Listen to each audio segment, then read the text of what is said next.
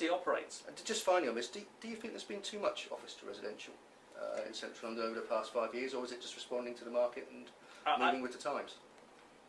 I'm concerned that we are getting too much residential at the wrong end of the market.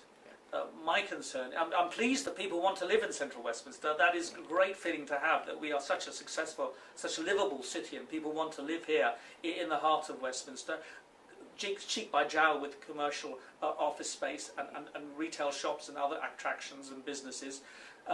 But we want and need affordable housing. It's inevitable that because you're building residential in central London, they're going to be very expensive. And therefore you're going to attract people who don't necessarily live there, who buy them for investment purposes.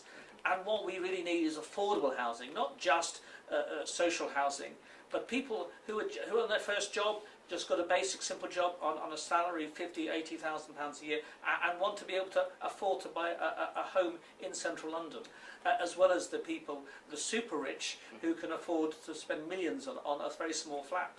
You might not be surprised to know, but after that question, the second most asked question was about the council's position on affordable housing.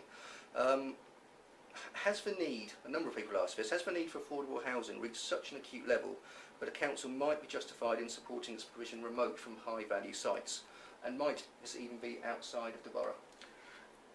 We believe in a mixed use economy, and therefore it's very important to us that we have affordable housing in Westminster. And yeah, we have and often widen what we describe as the vicinity, so that we can get new affordable residential near the main development if they cannot, and prove they cannot, make it commercially viable to have the affordable housing on site. That's the first test, on site. But if they can't justify it, and there are many reasons why you can't justify it, then we want to see it somewhere close by. And what is close by is obviously how long is a piece of string. We don't want to see it outside Westminster if we can help it. We want to see it, and we don't want to see it all move to the area where the land is cheapest in northwest Westminster, because that ends up becoming a pocket of just affordable housing.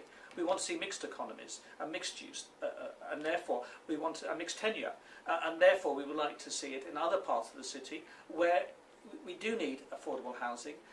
It doesn't have to be next door, but in the vicinity, and getting that balance right is flexible, but that's good for everybody, because we get what we want is affordable housing in the centre of Westminster, and the developer can try and find the best affordable housing, because it's no good producing affordable housing nobody wants to live in. We want to find it where someone can afford to live in and enjoy the benefits of living in that area. Yeah, I mean, it's interesting that someone asked, well, £1 outside Westminster buys an awful lot more affordable housing